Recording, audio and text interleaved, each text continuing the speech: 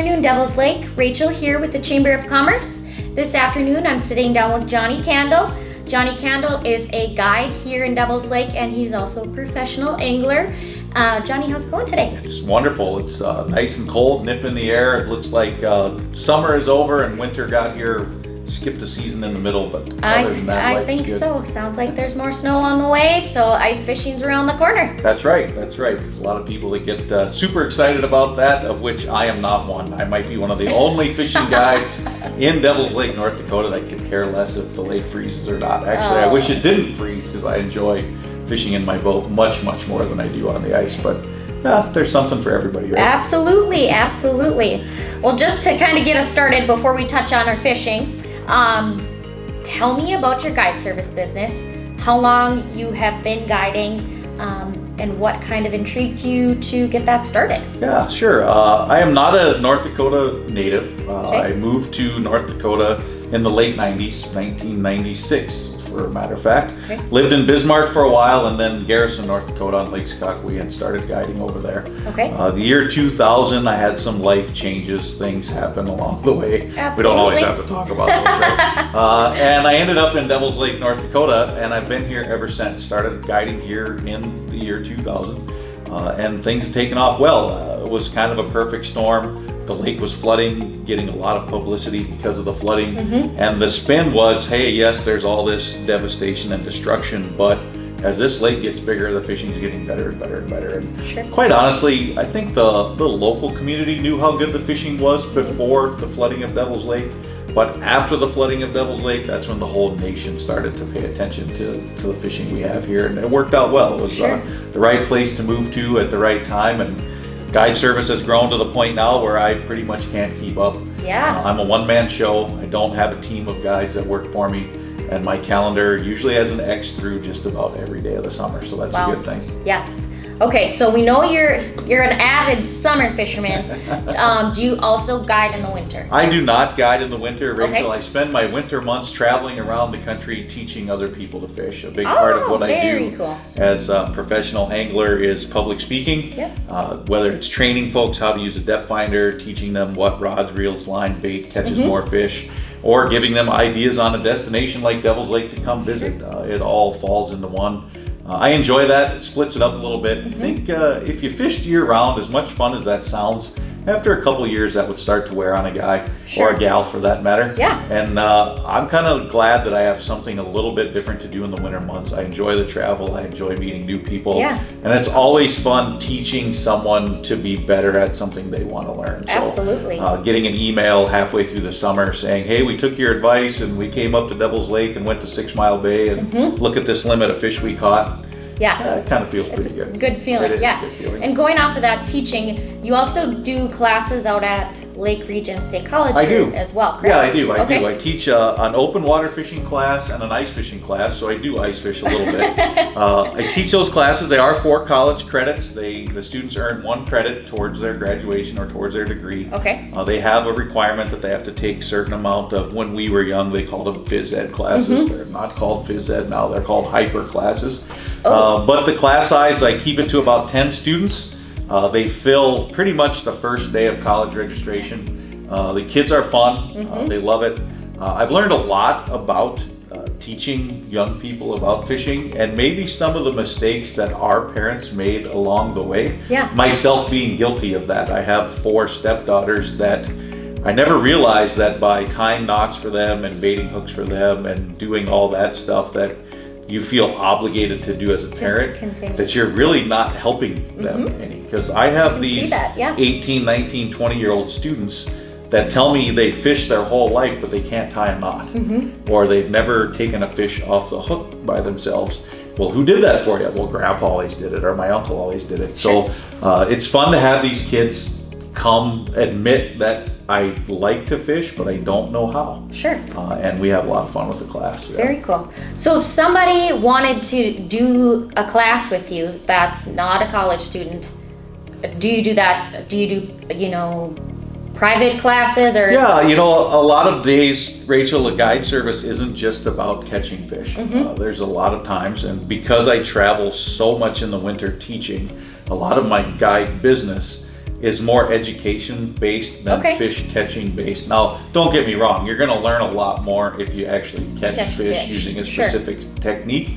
But I'll have a lot of business where a guy and a couple of his buddies might say, hey, we don't know how to troll lead core fishing line. We've never done it before. We'd like to come learn how to do it. And I'm like, well, the month of June may not be the perfect time to troll lead core line, but that's when it fits in your schedule. Come on up. We'll try it for half the day. We'll learn how to do it. If you want to do that all day, fine. If not, at lunch, we'll switch gears and go catch fish a different way or whatever. So a lot of my guide trips are not what I would call your typical get in the boat, fill the cooler full of fish, go home, clean them, eat them. There's a lot of education involved with the guiding as well. Okay. So take me through a day of a full guide service with you. Well, if I was a client of yours. I'm going to pick you up wherever you're staying in town. Okay. Hopefully it's with me. I do have some lodging options as part of my business. Okay. But if not, that's okay. Yep. Wherever you're staying in town, I'll come pick you up. We'll go to the boat launch that's nearest the area I want to fish. I don't like making people ride around in a boat all day. That's not what you're paying for. You want to come have a rod in hand and catch a few fish. We'll go to the first fishing spot, hopefully catch the snot out of them, sit there, high five, and fill the live well up and come home at 3 o'clock. But it doesn't always work that way. As much as we'd like those fish to be right where we want them to every day, they're not. So it might involve 2, 3, 4, 5 different stops on the lake. Maybe switch gears, try different tactics, different techniques. Come back in at the end of the day, I'll clean the fish for you, give you a receipt for your payment, and you can go on your way and do it again the next day or go home or whatever. So, very cool. But full service, guide service, I provide all rods and reels, bait, tackle, ice, all that kind of stuff. I can provide lunch if people want that. It's much cheaper, much more economical to bring your own than to pay someone else to make a sack lunch for you, but it is an option if people want that. Good to know. And I have package deals also with lodging and guiding and everything all included. So if you're looking to stay 2, 3, 4 days, we can figure that out. Sure. Every now and again, you'll get a very large group, corporate outings, things like that. I have other guide friends that will help me out, and I can handle groups. I've been part of groups up to 30, 40 people, so we can handle anything. Perfect. Great. What's a unique feature about your guide service that you feel like many people might not know about? Well, you look at a website that says fishing guide, and there's a lot of aspects that come and go with that. I've been fortunate enough to be able to purchase a couple park model homes that I rent out to my customers. Okay. That's the only people I rent them out to. Very, very few times will I rent one to someone that's not a guide client.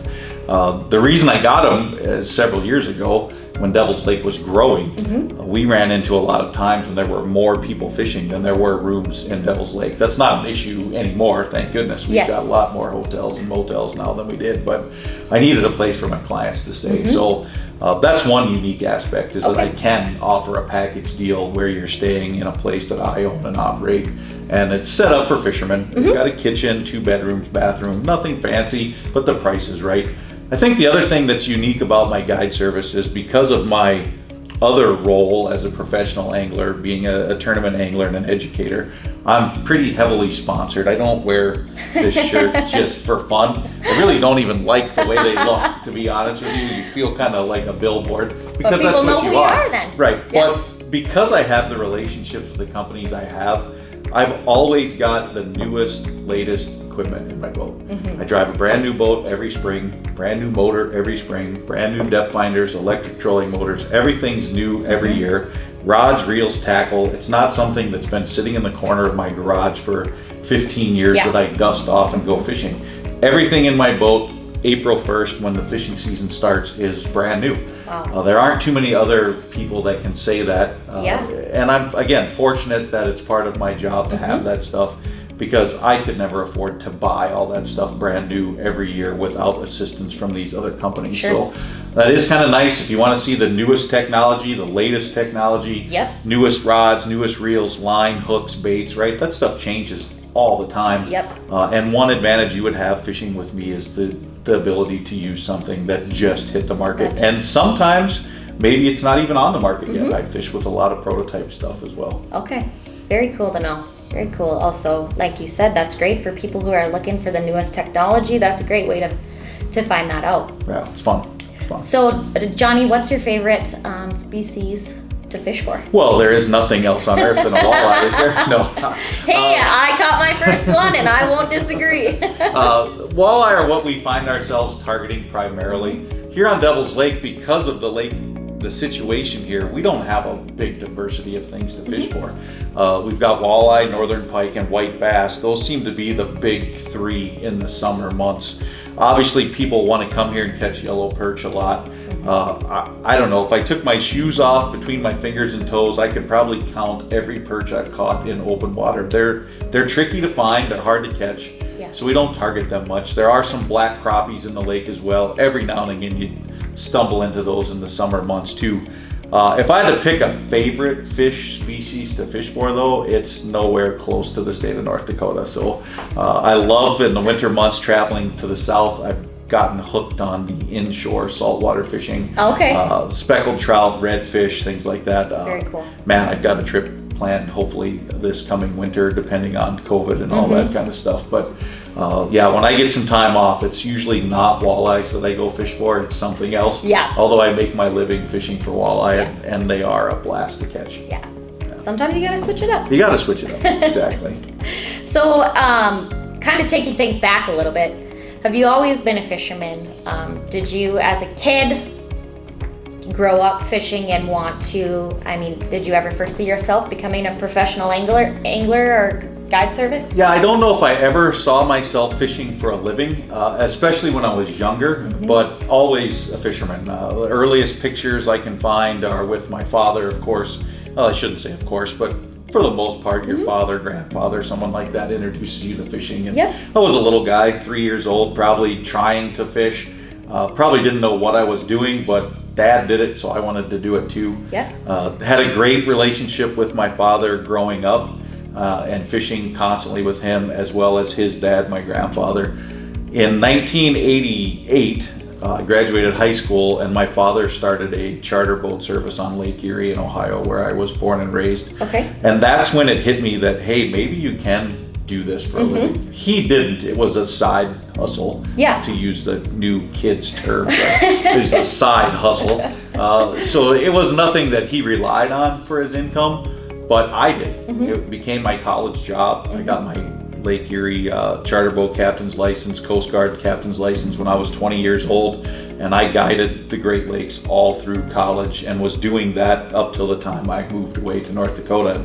I think it was partway through college that I said, you know what, if I play my cards right, I'm not exactly sure what I'll do in the fishing industry to make a living, but there's obviously opportunity to make a living fishing. And man, am I glad I did. There's been a lot of years where you know, you didn't eat the best cuts of steak for dinner, and you didn't have the nicest pickup truck to drive around town. But over the last, 30 years or so now, it's turned into a pretty good career, and it worked out really well. Yeah, and I just think that's so cool. You know, you get a lot of little kids that dream about, I want to be a fisherman when I grow up. Well, and quite honestly, it's anything. Not and to take the interview the wrong direction. And I think if you have a passion in life, there's definitely a way to make a living doing something you love to do. And I think you're a great example of that, and I think I just think it's really cool. It is fun. So, if somebody wants to book you for a guide service,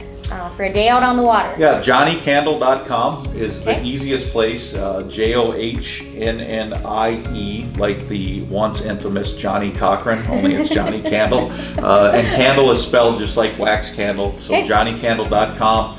Everything you need to know is there. There's a link to my Facebook page there also if you want to follow my escapades around the country. And I do daily Devils Lake updates from what I catch and keep people posted on what's going on in the fishing world. So find me there, send me an email, phone call, text message, smoke signals, whatever it takes. I'll get back to you and we'll set something up. Very cool. Well, thank you very much for stopping in today. And we greatly appreciate you as a chamber member and as a part of our community and getting our name out all around the globe. Well, thank you. Yeah, absolutely.